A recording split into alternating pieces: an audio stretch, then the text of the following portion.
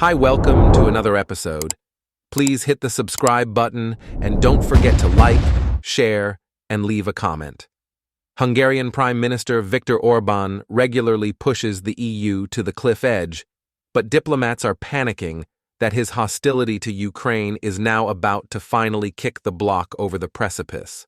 A brewing political crisis is set to boil over at a summit in mid-December when EU leaders are due to make a historic decision on bringing Ukraine into the 27-nation club and seal a key budget deal to throw a €50 billion lifeline to Kyiv's flailing war economy.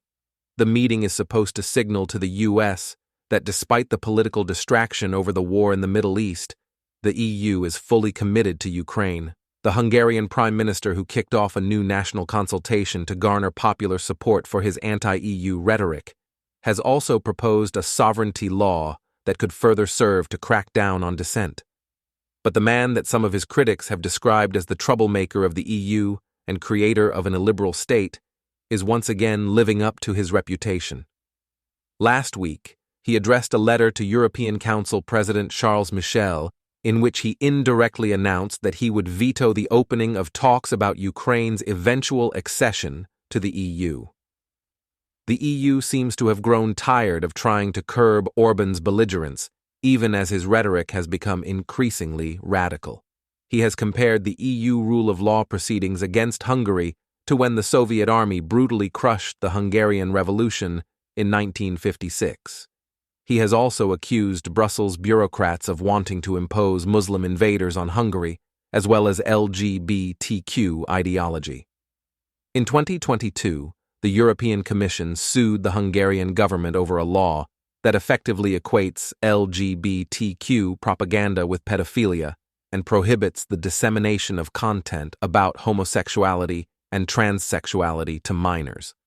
Those hopes look likely to be knocked off course by Orban, a strongman who cultivates close ties with Russian President Vladimir Putin and who is widely seen as having undermined democracy and the rule of law at home.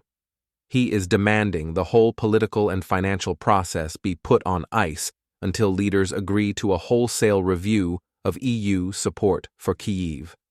That gives EU leaders a massive headache. Although Hungary only represents 2% of the EU population, Orban can hold the bloc hostage as it is supposed to act unanimously on big strategic decisions, and they hardly come bigger than initiating accession talks with Ukraine. It's far from the first time Orban is throwing a spanner in the works of the EU sausage-making machine.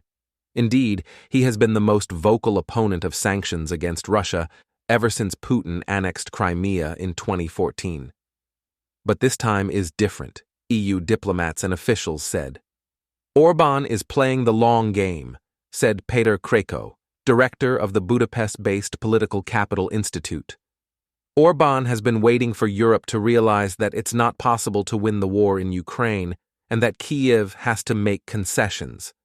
Now, he feels his time is coming because Ukraine's fatigue is going up in public opinion in many EU countries. In theory, there is a nuclear option on the table, one that would cut Hungary out of EU political decisions, but countries feel that the emergency cord is toxic because of the precedent it would deliver on EU disunity and fragmentation.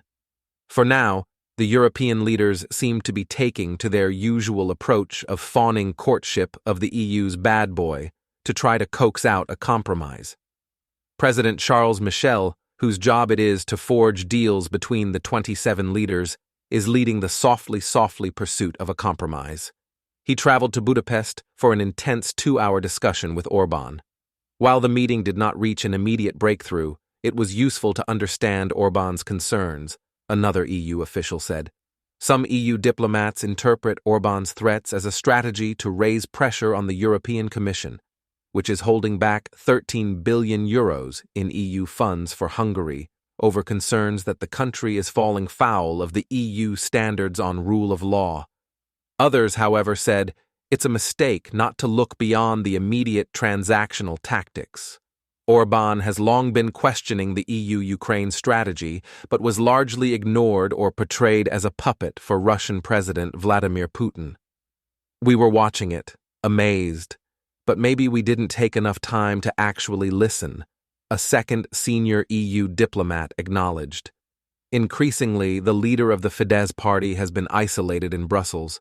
Previous peacemakers, such as former German Chancellor Angela Merkel or other Orban whisperers from the Visegrad Four, Slovakia, Poland, Hungary, and the Czech Republic, are no longer there. The expected comeback of Donald Tusk for Poland, a pro-EU and anti-Russian leader, will only heighten Orban's status as the lonely, defiant holdout. Hungary is currently the only EU state working on major projects with Russia during a time of war. There is no one left to talk sense into Orban, a third EU official said. He is now undermining the EU from within. As frustration grows, the EU is weighing how to deal with the Hungarian threats.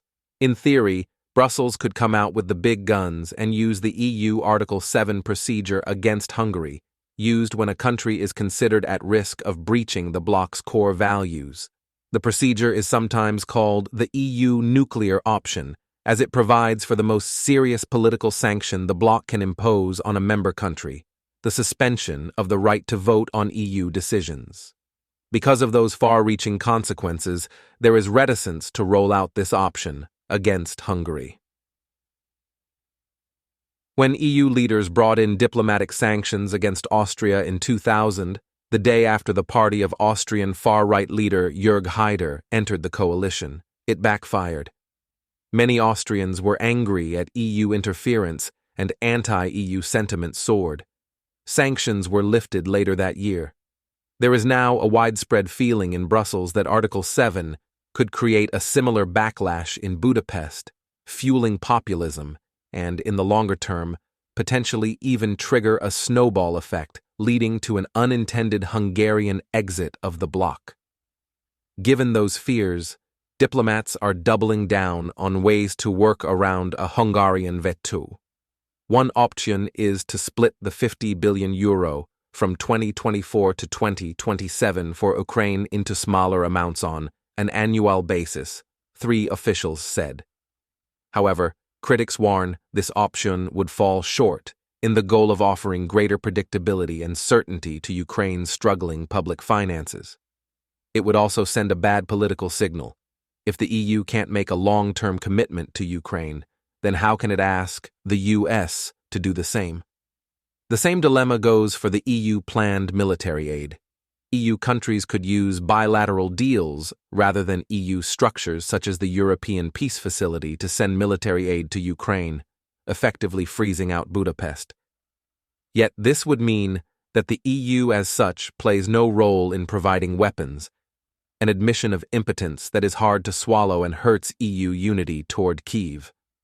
That leaves one other default option, and it's an EU classic, kicking the can down the road and pushing key decisions on Ukraine policy to early next year.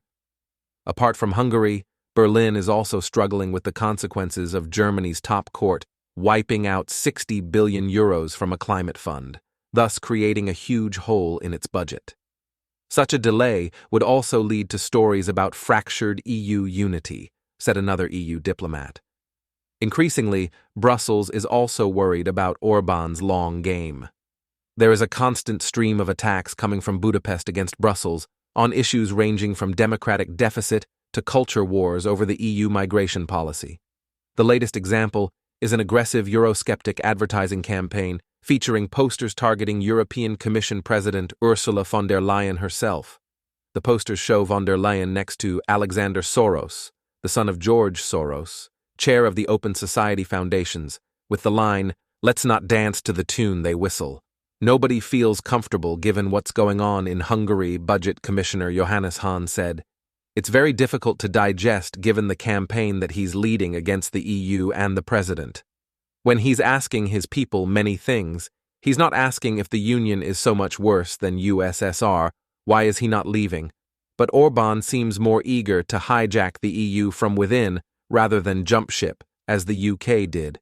Increasingly, he also feels the wind is blowing his way after the recent election results in Slovakia and the Netherlands, said Kreko, where the winners are on the same page as him when it comes to Ukraine, migration, or gender issues.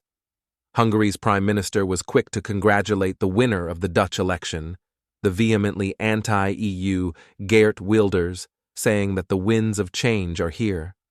Thanks for watching, and see you again in another World Formatics episode.